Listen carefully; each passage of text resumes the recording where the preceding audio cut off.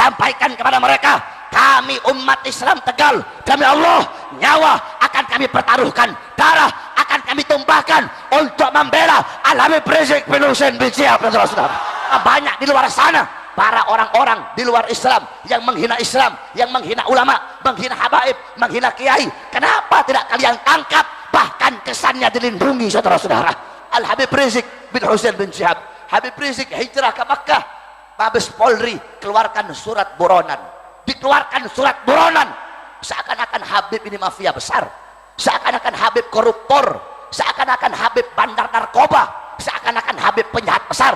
Habib Rizik hijrah ke Makkah, kalian keluarkan surat buronan. Kemarin ada orang Cina curi uang negara puluhan triliun, tidak dikeluarkan surat buronan, tidak kalian kejar, tidak kalian tangkap. Kenapa kalian biarkan?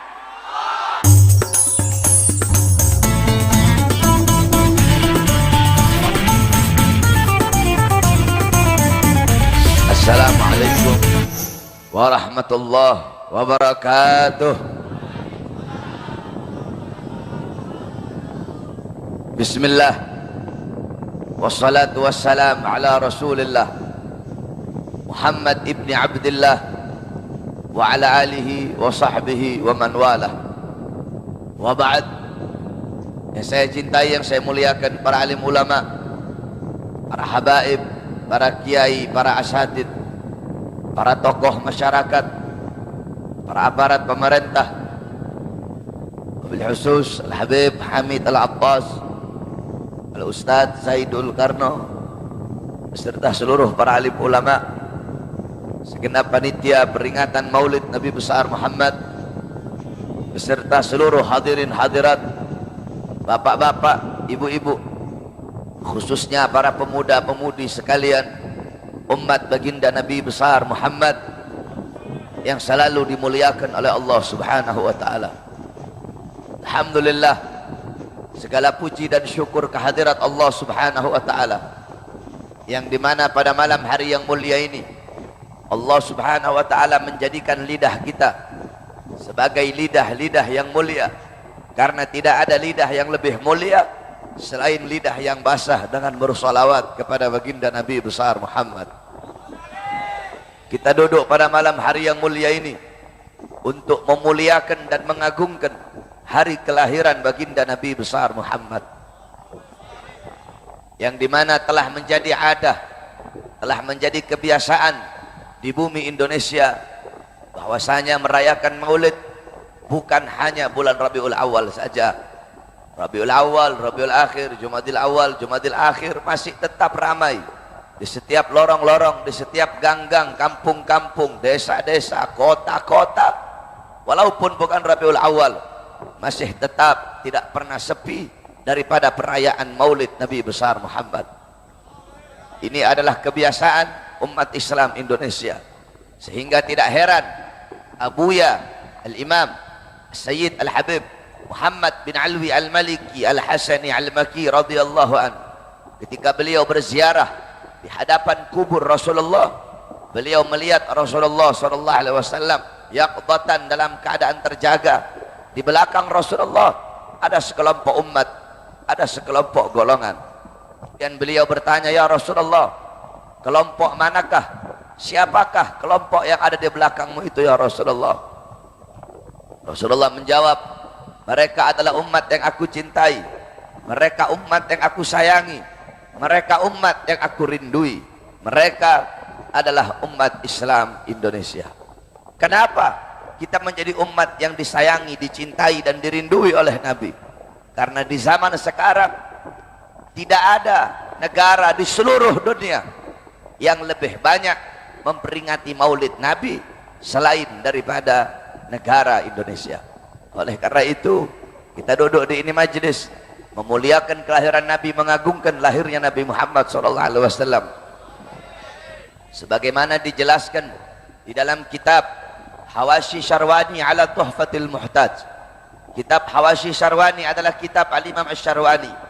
Kitab tersebut adalah hasyiah daripada kitab Tuhfatul Muhtaj Al-Imam Ibnu Hajar Al-Haytami.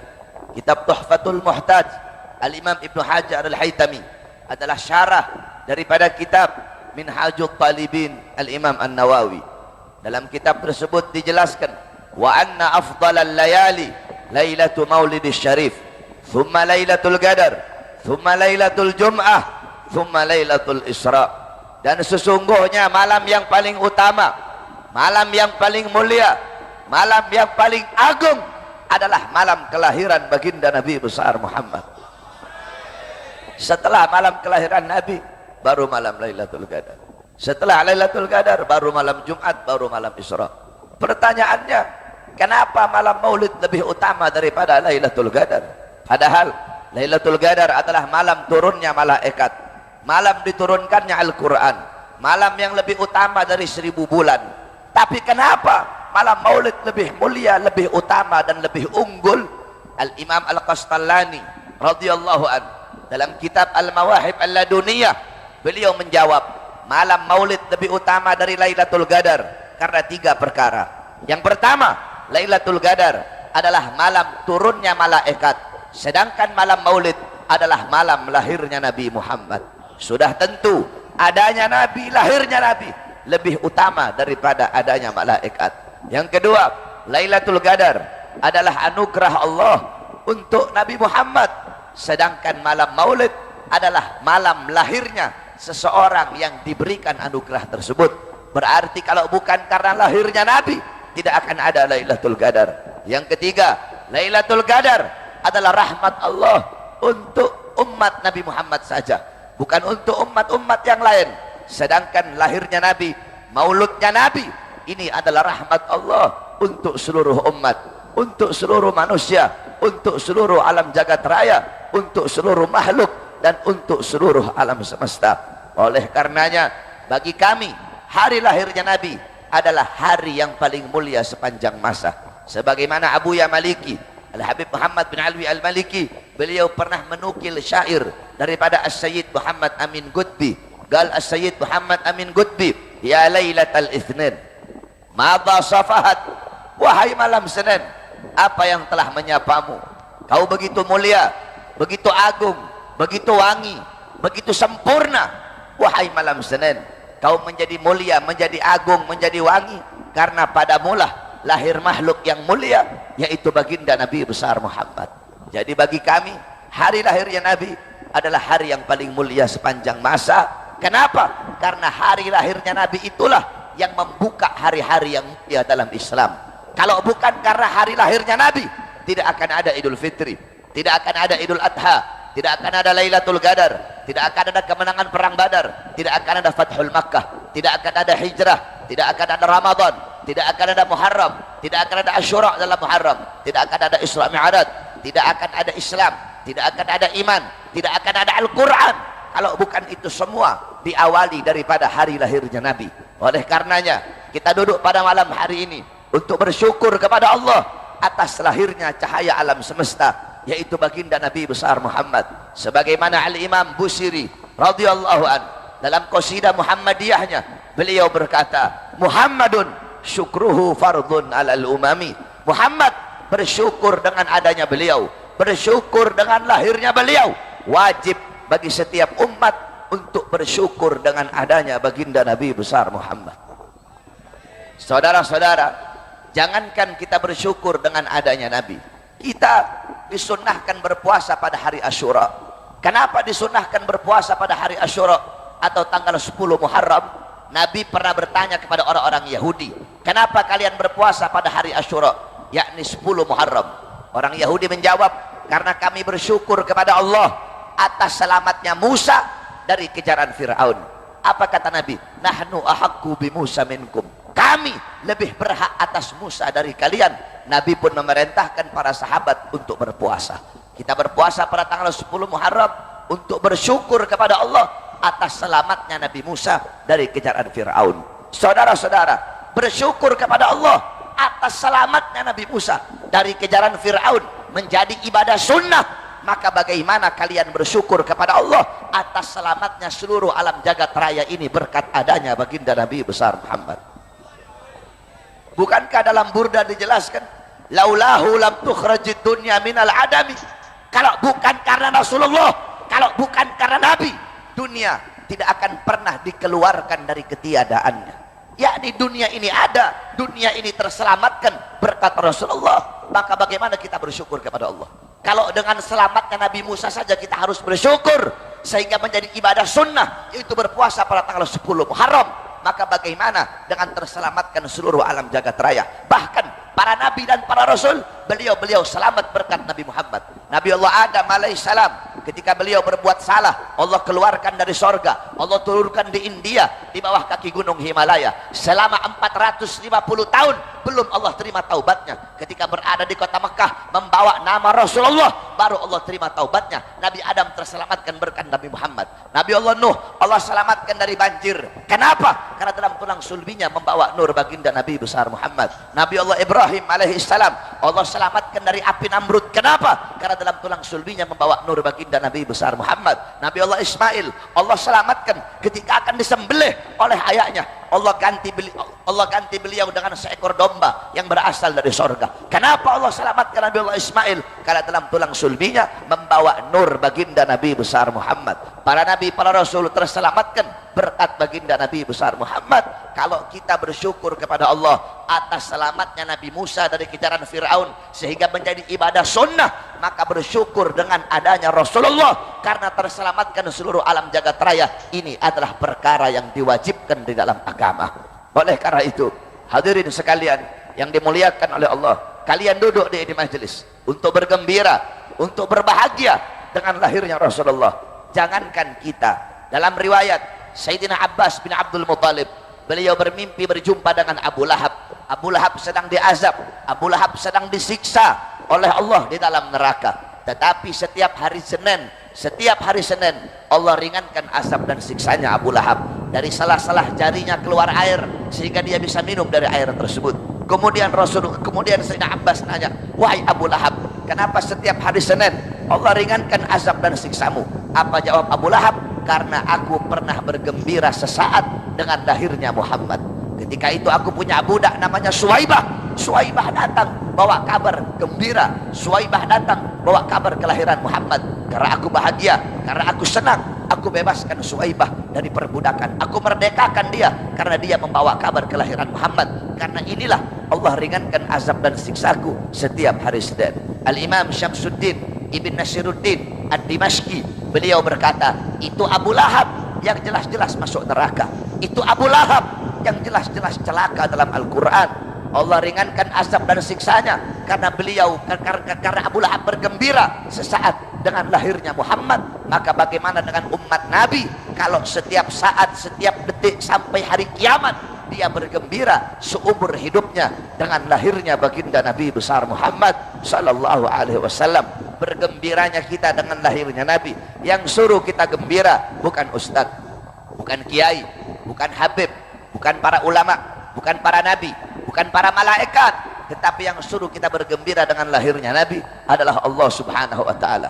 Dalam Al-Quran sering kita dengar ayat, Qul bifadlillah wa birahmati fabidzalika falyafrahu. Katakanlah dengan karunia Allah dan dengan rahmat Allah, maka dengan karunia dan rahmat tersebut hendaklah mereka bergembira. Apa karunia Allah? Apa rahmat Allah?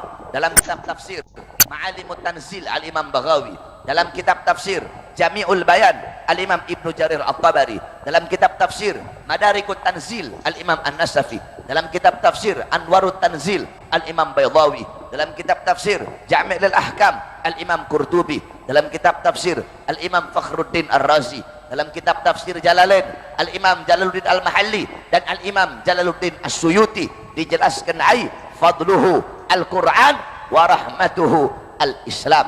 Karunia Allah adalah Al-Quran dan rahmat Allah adalah Islam.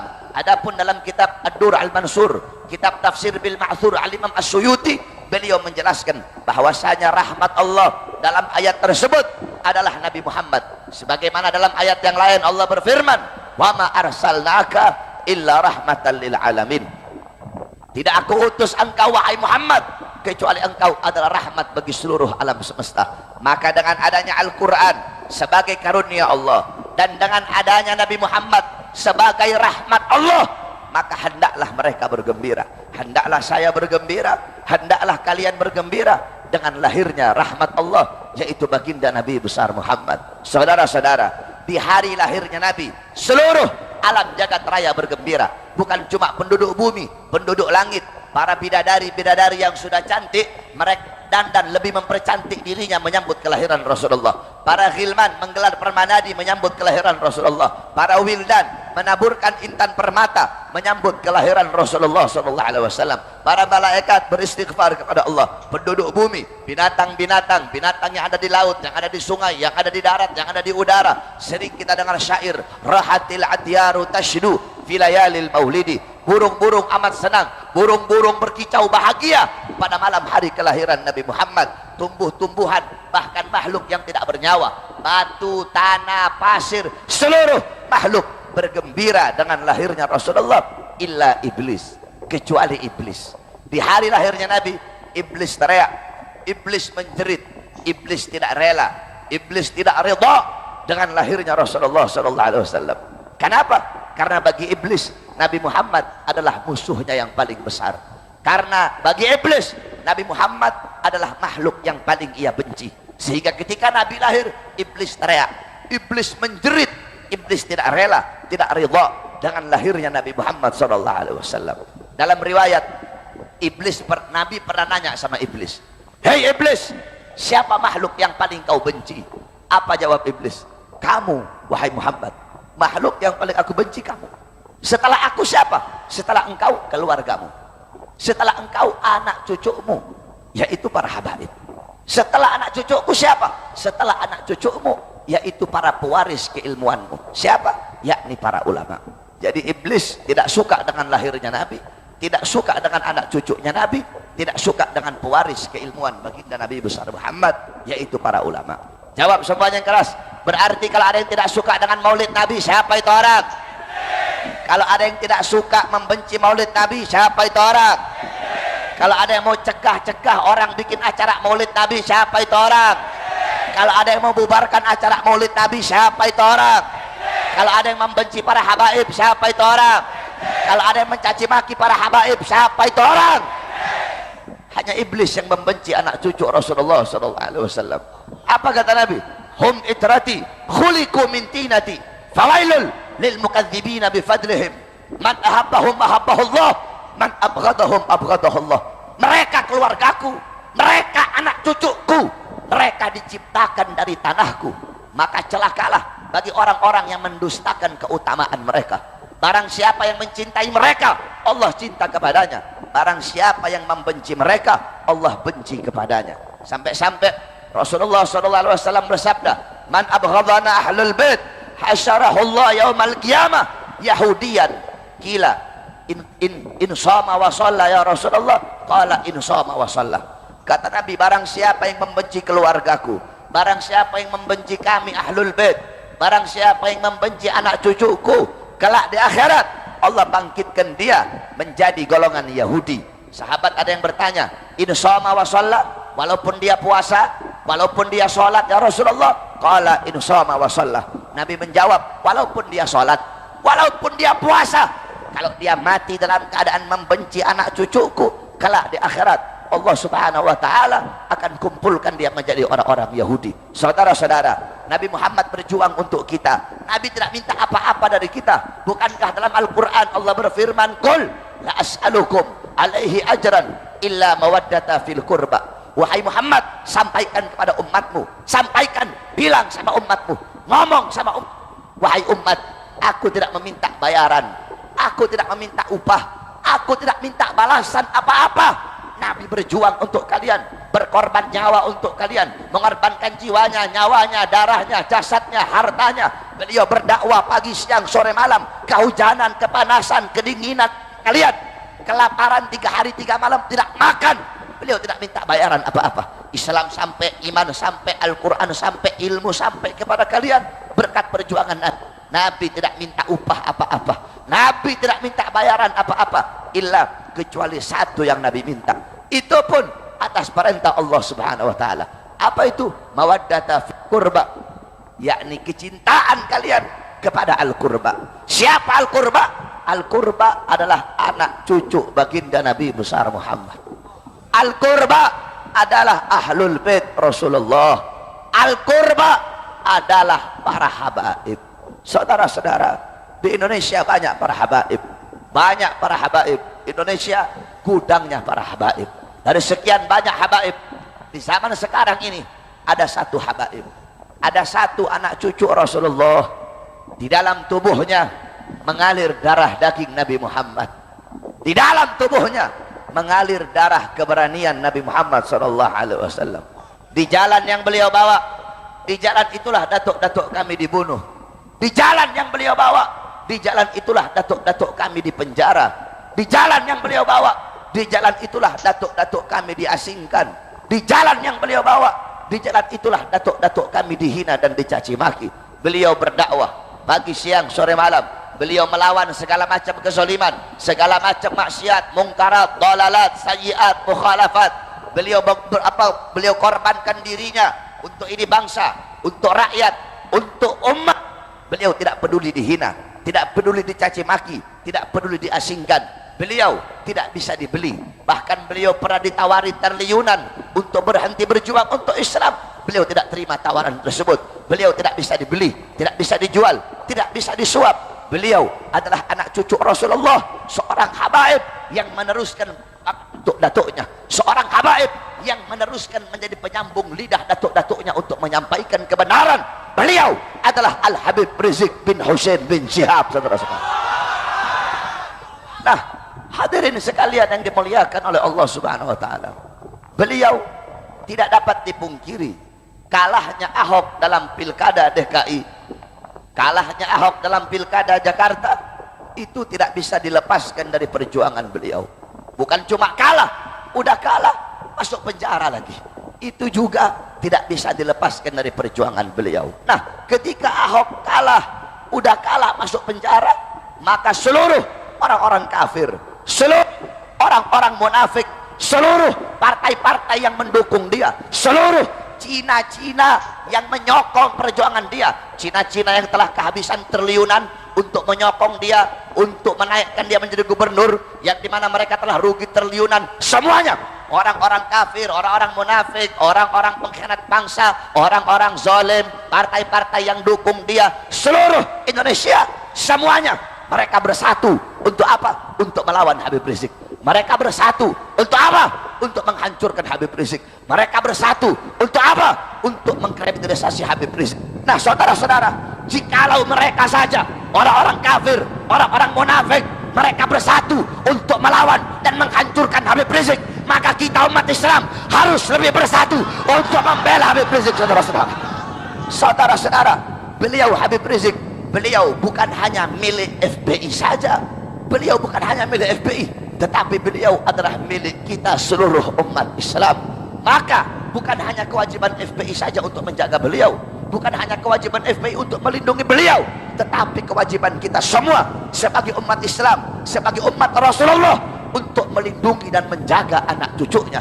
Maka pada malam hari ini kami sampaikan kepada kalian, siapapun kalian yang ingin menzalimi beliau, siapapun kalian yang ingin mengkriminalisasi beliau, bahkan ingin memenjarakan beliau, siapapun kalian, apapun pangkat dan jabatan kalian, apapun suku dan agama kalian, apapun partai kalian, siapapun, mau Jokowi kek, mau Prabowo kek, mau Wiranto kek, mau Luhut bin Sarpanjaitan kek, mau Budi Gunawan kek, mau Mak Banteng kek, mau Megawati kek, mau Tito kek, mau Gatot kek, mau setan kek, mau jenderal kek, mau iblis kek, siapapun yang macam-macam dengan ulama kami, yang mengkriminalisasi ulama kami, khususnya Habib Rizik, demi Allah, kalian bukan hanya berhadapan dengan FPI saja, tetapi kalian akan berhadapan dengan kami, umat Islam dan rakyat Indonesia.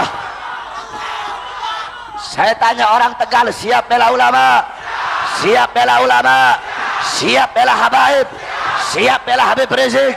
Siap berjuang di belakang beliau? Siap mati? Siap kehilangan nyawa? Siap berdarah? Allahu Akbar! Allahu Akbar! Kemarin orang Tegal datang ke aksi 411, aksi 212. Andaikan nanti guru kita Habib Rizik kembali ke Indonesia, terus ada polisi mau tangkap beliau, lawan apa biarkan? Lawan apa biarkan? Lawan apa biarkan? Bawa senjata polisi lawan. Bawa senjata. Bawa gas air mata. Bawa water cannon. Bawa barakuda. Polisinya ribuan. Siap mati. Siap kehilangan nyawa. Siap berdarah. Allahu Akbar. Allahu Akbar. Sampaikan kepada mereka, kami umat Islam Tegal, demi Allah, nyawa akan kami pertaruhkan, darah akan kami tumpahkan untuk membela Al-Habib Rizik bin Husain bin Syihab.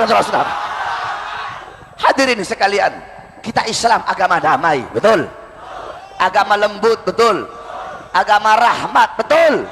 Selama ulama kami tidak diganggu. Hadirin sekalian, apa kata Nabi? Mathalul mu'min mathalu sabilatid dahab inna nafakhat alaiha ahmarat. Apa kata Nabi? Perumpamaan orang mukmin itu bagaikan emas. Kamu tahu emas? Emas itu berkilau, emas itu indah, emas itu lembut. Tapi emas yang berkilauan, emas yang lembut, emas yang menawan, jangan coba-coba kamu tiupkan api. Itu emas yang lembut, kalau kamu tiupkan api, itu emas akan memerah, saudara-saudara. Begitu juga kita umat Islam, kita berakhlak, kita damai, kita lembut, tapi jangan coba-coba kamu main api dengan umat Islam. Kami lembut, kami berakhlak, kami beradab. Tapi kalau kalian main api, kalau kalian tangkap ulama kami, kalau kalian tangkap habaib kami, kalau kalian kriminalisasi ulama kami umat Islam akan memerah, rela hancur dan binasa demi kehormatan para ulama-ulama kami. Oleh karena itu saya wasiatkan kepada kamu semua, wahai para pemuda-pemudi Islam yang ada di Tegal, jadilah engkau pemuda-pemudi yang mengibarkan perjuangan baginda Nabi besar Muhammad. Jangan pernah engkau takut dengan siapapun.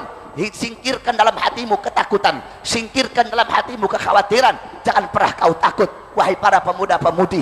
Engkau adalah harapan bangsa, engkau adalah harapan Indonesia. Syubbanul yom rijalul ghad, pemuda-pemuda masa kini adalah pemimpin masa depan. Baik buruknya bangsa ke depan tergantung daripada anak-anak muda. Jikalau anak-anak mudanya baik, maka ke depan bangsa akan menjadi bangsa yang baik. Tetapi jikalau anak-anak mudanya rusak, anak-anak muda tidak takut kepada Allah Subhanahu wa taala, maka besok bangsa kita akan rusak, besok bangsa kita akan hancur. Saudara-saudara, nasib bangsa berada di tangan kalian, wahai para pemuda-pemudi Islam. Kalau anak-anak muda baik, anak-anak muda taat, anak patuh kepada Allah, besok bangsa kita akan baik, negara akan baik, Indonesia kita akan baik. Tapi kalau anak-anak mudanya rusak, anak-anak muda bejat, anak-anak muda narkoba, anak-anak muda mabok-mabokan, anak-anak muda jauh dari Allah, jauh dari Rasulullah, jauh dari Al-Quran, besok bangsa kita rusak, Indonesia kita akan rusak. Kenapa? Kita satu-satunya harapan rata para perangkat-perangkat negara Indonesia bisa dibeli. Bagi orang-orang yang ingin menghancurkan Indonesia, bagi orang-orang yang ingin merusak Indonesia, rata-rata para pejabat bisa mereka beli. Presiden bisa dibeli, betul? Menteri bisa dibeli, betul? Polisi bisa dibeli, betul? Partai politik bisa dibeli, betul? Partai Islam aja bisa dibeli, betul? Ormas ada yang bisa dibeli, betul? Bahkan ada ormas Islam ada yang bisa dibeli, betul? Ustadz Kiai ada yang bisa dibeli, betul? Habib ada yang bisa dibeli, betul? Tetapi mereka lupa bahwasanya di Indonesia masih tegak berdiri kami para pemuda-pemudi Islam, kami para santri-santri Indonesia, yang dimana demi Allah sekali-kali tidak akan pernah kami menjadi pengkhianat bangsa. Kami tidak akan pernah bisa disuap, tidak akan pernah bisa dibeli sampai datangnya hari kiamat. Yang hak akan kami sampaikan hak, yang batil akan sampaikan batil. Demi Allah, kami para pemuda-pemudi Islam, kami para santri-santri, kami para anak-anak bangsa, nyawa akan kami pertaruhkan. Kami rela hancur, kami rela mati demi bangsa Indonesia. Wahai kalian para pejabat-pejabat yang zalim, kami para santri-santri, kami para pemuda-pemudi Islam, kami para anak-anak bangsa, jikalau kalian maju satu langkah untuk menangkap, untuk melawan para ulama-ulama kami, demi Allah kami maju 1000 langkah untuk melawan kalian. Semakin kalian ancam, semakin kalian bungkam mulut kami akan semakin teriakkan kebenaran. Ancaman kalian, teror kalian tidak akan kami jadikan air yang memadamkan semangat kami. Teror kalian, ancaman kalian, hinaan kalian akan kami jadikan api yang menambah semangat kami untuk membela para ulama-ulama kami. Jangan pernah kau takut, sampaikan terus kebenaran. Kenapa? Rasul afdalul jihad kalimatu haqqin wa fi riwayah kalimatu adlin inda sultanin jair. Jihad yang paling utama, jihad yang paling bagus, jihad yang paling baik adalah menyampaikan kebenaran terhadap pemerintah-pemerintah yang zalim, menyampaikan kalimat yang adil, menyampaikan kalimat yang benar kepada para pejabat-pejabat yang zalim. Jangan pernah kau takut, walaupun mereka punya segala-galanya, mereka punya harta, mereka punya pangkat, punya jabatan, punya tahta, punya kekuasaan, punya senjata, punya partai. Jangan kau takut, karena yang engkau sampaikan adalah kebenaran. Kebenaran milik Allah. Allah pasti akan menangkan sesuatu yang menjadi miliknya. Walaupun kita tidak punya apa-apa, kita tidak punya harta, tidak punya pangkat, tidak punya jabatan, tidak punya tahta, tidak punya kekuasaan, tidak punya senjata, tapi ingat, kita punya Allah yang maha segala-galanya. Intan nusurullah yansurkum. Kau tolong agama Allah, Allah tolong kamu. Kamu jaga agama Allah, Allah jaga kamu. Kamu lindungi agama Allah, Allah subhanahu wa ta'ala lindungi kamu. Oleh karena itu hadirin sekalian yang dimuliakan oleh Allah subhanahu wa ta'ala, jangan pernah engkau takut, sampaikan terus kebenaran, karena kebenaran adalah milik Allah subhanahu wa ta'ala. Mudah-mudahan Allah subhanahu wa ta'ala jadikan kita semua pada malam hari ini yang duduk di ini majelis menjadi hamba-hamba yang baik, menjadi hamba-hamba yang taat, menjadi hamba-hamba yang patuh kepada Allah. Amin amin ya rabbal alamin. Kita doakan mudah-mudahan pemerintah Indonesia menjadi pemerintah yang baik, menjadi pemerintah yang adil, pemerintah yang adil kepada rakyat. Saudara-saudara, sering kita dengar setiap khutbah Jumat, anallaha ya'murukum bil adli wal ihsan. Sesungguhnya Allah memerintahkan kalian untuk berbuat adil, untuk berlaku adil, untuk bertindak adil, untuk berbuat baik, untuk berlaku baik, untuk bertindak baik. Saudara-saudara, bagaimana adilnya Rasulullah sallallahu alaihi wasallam? Apa kata Nabi? "Lau kanat Fatimah bintu Muhammad saraqat laqata'tu yadaha." Apa kata Rasulullah? Andaikan Fatimah putri Muhammad, andaikan Fatimah putri Muhammad mencuri, sungguh aku potong tangannya. Nabi Muhammad tidak tebang pilih, tajam di atas, tajam di bawah, tidak miring ke kanan, tidak miring ke kiri. Itulah syariat yang dibawa oleh baginda Nabi besar Muhammad. Bagaimana adilnya Sayyidina Umar bin Khattab? Sayyidina Umar bin Khattab ketika itu beliau menjadi khalifah, Amr bin As menjadi gubernur Mesir. Ketika itu Amr bin As mau bikin masjid, ada rumah orang Yahudi yang menghalangi. Amr bin As ambil uang, "Wahai Yahudi, aku beli kamu punya rumah." Kata ini Yahudi, "Wahai gubernur, ini harta satu-satunya, tidak akan aku jual berapapun kamu bayar." Marah Amr bin As. Akhirnya Amr bin As suruh bongkar rumah Yahudi tersebut, kemudian bangun pondasi masjid. Ini Yahudi pergi ke Madinah, dia ingin ngadu kepada Sayyidina Umar bin Khattab. Ini Yahudi mengadu, "Wahai khalifah, aku Yahudi, aku non muslim, aku adalah rakyatmu, aku minta keadilan, rumahku dihancurkan oleh Amr bin As untuk bangun sebuah masjid." Marah Sayyidina Umar bin Khattab. Beliau ambil tulang onta, beliau ambil pedangnya, kemudian digaris itu tulang onta kayak huruf alif. Setelah digaris kayak huruf alif, di bawahnya beliau beliau gores dengan garis melintang. Ini kasih kepada Amr bin As. Dibawa, ini Yahudi bawa tulang onta tadi kepada Amr bin As, dikasih itu As, ada Umar bin Khattab. Ketika Amr bin As lihat, gemetar dia, takut dia. Kata nih Yahudi, "Wahai bin As, aku tidak pernah melihat engkau ketakutan seperti ini." Apa kata Amr bin As? "Ini adalah isyarat dari Umar bin Khattab bahwasanya aku tidak boleh bangga dengan pangkat, tidak boleh bangga dengan jabatan, tidak boleh bangga dengan tahta dan kekuasaan. Kenapa? Karena nantinya aku akan jadi tulang, aku akan jadi mayat, dan hendaknya aku berbuat adil. Kayak ini huruf alif, tajam di atas, tajam di bawah. Kalau aku tidak adil, maka Sayyidina Umar bin Khattab tidak akan untuk menggorok leherku sebagaimana garis melintang ini." Apa kata Amr bin As? "Bongkar pondasi masjid dan bangun lagi rumah ini orang Yahudi." Apa kata Yahudi? "Saksikanlah saat ini aku agama Islam." Nah, hadirin sekalian, coba kau lihat bagaimana rahmat lil alaminnya Islam, bagaimana adilnya Islam, sampai-sampai adil hukum seperti itu. Itu kita kalau di Indonesia kebalik. Hukum yang diajarkan oleh Rasulullah, hukum yang diajarkan oleh para sahabat, tidak boleh hukum itu tajam Islam kemudian tumpul kepada non-Islam. Sebaliknya, tidak boleh hukum kepada non-Islam tumpul kepada yang Islam. Kalau di Indonesia kebalik, saudara-saudara, hukum tajam kepada umat Islam, tumpul kepada yang di luar Islam. Jadi Islam aja terus yang salah, yang radikal Islam, yang teroris Islam. Ustadz, kiai, habib yang menegur pejabat, yang mengkritik pemerintah, satu persatu ditangkap. Saudara-saudara, hei kalian para polisi, kalian para pejabat, harusnya kalian adil. Kalau ustadz, kiai kalian tangkap gara-gara mengkritik para pejabat, gara-gara mengkritik pemerintah, kenapa? Berapa banyak di luar sana para orang-orang di luar Islam yang menghina Islam, yang menghina ulama, menghina habaib, menghina kiai? Kenapa tidak kalian tangkap? Bahkan kesannya dilindungi, saudara-saudara.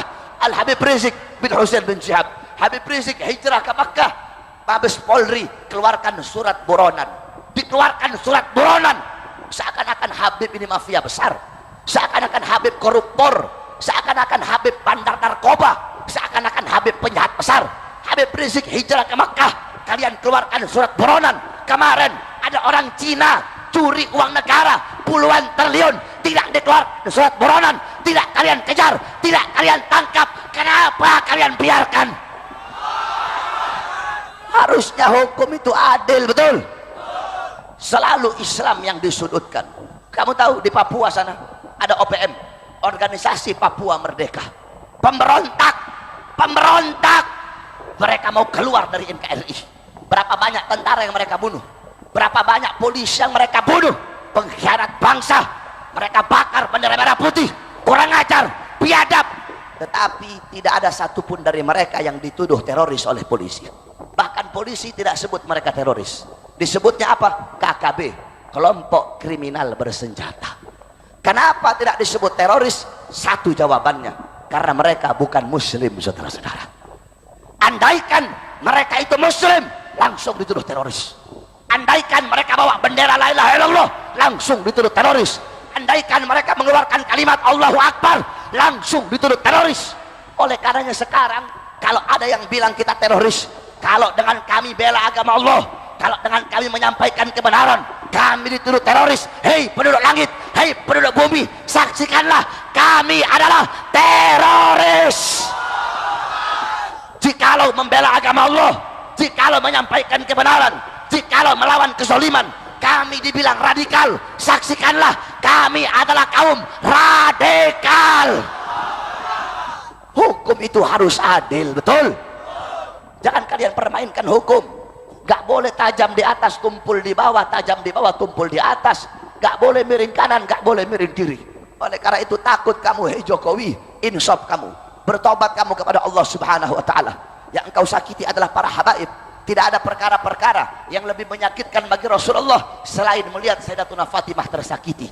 Tidak ada perkara yang lebih menyakitkan bagi Sayyidatuna Fatimah selain melihat anak cucunya tersakiti. Jokowi, bertobat kamu kepada Allah, insaf kamu, adil kepada rakyat, sejahterakan kau punya rakyat. Coba kau lihat bagaimana Sayyidina Umar bin Abdul Aziz ketika beliau menjadi khalifah, beliau panggil gubernur semua dipanggil.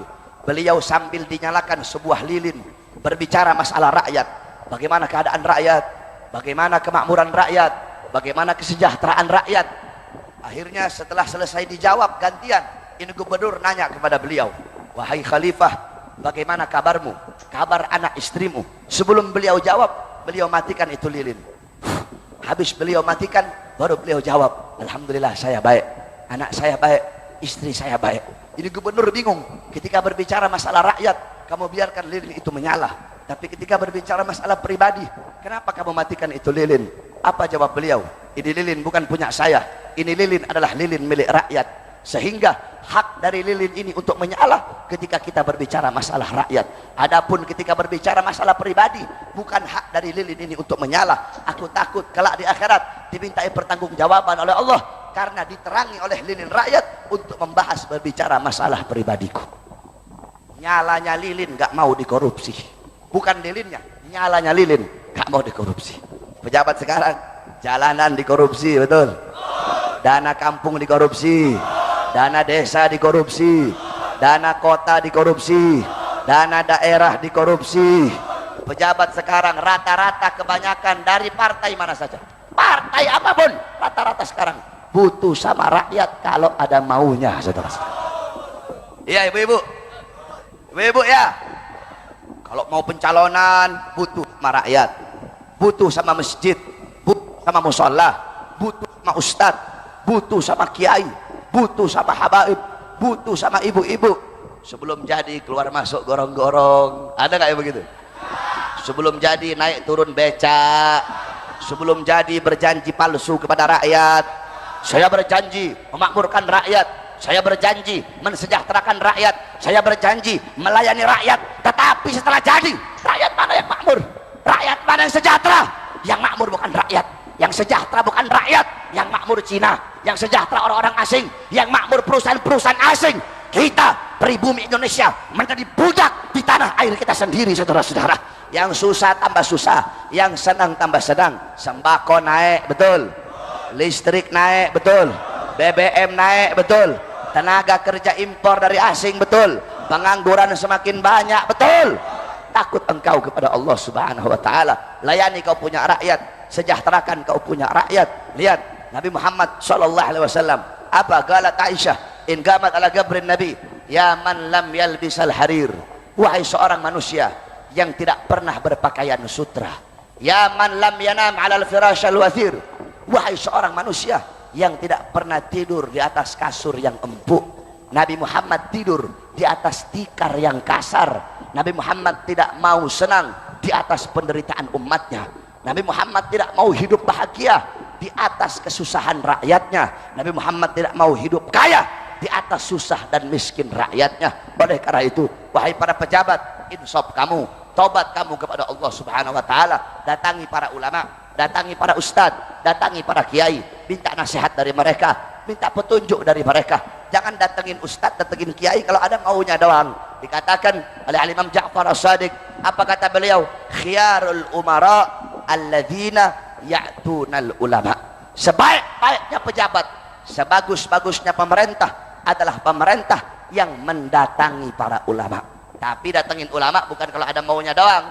Datengin ulama bukan buat kampanye, tapi datang kepada ulama untuk minta nasihat, untuk minta petunjuk, untuk minta ilmu. Nah, ini sebaik-baiknya pejabat. Sebaliknya, wasyirarul ulama alladzina ya'tunal umara.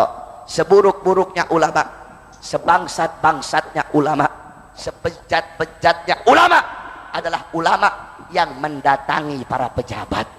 Kalau ulama datang pejabat untuk ngasih nasihat, untuk ngasih dia ilmu, untuk ngasih dia petunjuk, itu ulama yang bagus. Tapi kalau ada ustadz, kiai, habib datengin pejabat untuk berharap sebagian dari pangkatnya, berharap sebagian dari hartanya, untuk jadi penjilat itu pejabat, maka itu adalah sebangsat-bangsat dan seburuk-buruknya ulama. Oleh karena itu kita doakan mudah-mudahan pejabat kita jadi pejabat yang baik, ulama kita menjadi ulama yang baik. Amin, amin ya rabbal alamin. Yang terakhir, biasanya ini besok panitia datengin polisi nanti. Makanya saya harapkan, saya minta kepada polisi, kalau mau teror, kalau mau ancam, jangan ancam dan teror panitia. Kalau mau ancam, kalau mau teror, ancam dan teror saya, Bahar bin Ali bin Smith. Jangan ancam panitia. Sebab biasanya kalau sebelum saya ceramah itu bikin surat perjanjian dulu. Polisi bawa surat, nggak boleh head speech, ujaran kebencian, nggak boleh intoleran, nggak boleh bahas politik. Kalau polisi mau ngatur-ngatur saya ceramah, jangan saya yang ceramah, suruh polisi saja naik ceramah di atas panggung. Oleh karena itu, kalau mau teror, kalau mau ancam, jangan teror dan ancam panitia, teror dan ancam saya. Saya Bahar bin Smith, demi Allah, saya lebih memilih mati, lebih memilih di penjara, lebih memilih mati terbunuh karena menyampaikan kebenaran daripada hidup bebas dicintai tetapi menyembunyikan kebenaran, saudara-saudara. Allahu Akbar. Siap bela Islam, siap bela Quran, siap bela Allah, siap bela Rasulullah, siap hancur demi Islam, siap binasa demi NKRI, siap binasa demi Indonesia. Allahu Akbar, Allahu Akbar. Hidup Islam, hidup Islam, hidup NKRI. Indonesia merdeka, merdeka, merdeka. Allahu Akbar. Allahumma inna nas'aluka khairal as'ala wa khairal du'a wa khairal najah wa khairal amal wa khairal hayat wa khairal mamat وثبتنا وثقل موازانا وحقق إيمانا وأنت مولانا فانصر على القوم الكافرين فانصر على القوم الكافرين فانصر على القوم الفاسقين فانصر على القوم الظالمين صلى الله على سيدنا محمد وعلى صحبه وبارك وسلم الحمد لله رب العالمين والعفو منكم والسلام عليكم ورحمة الله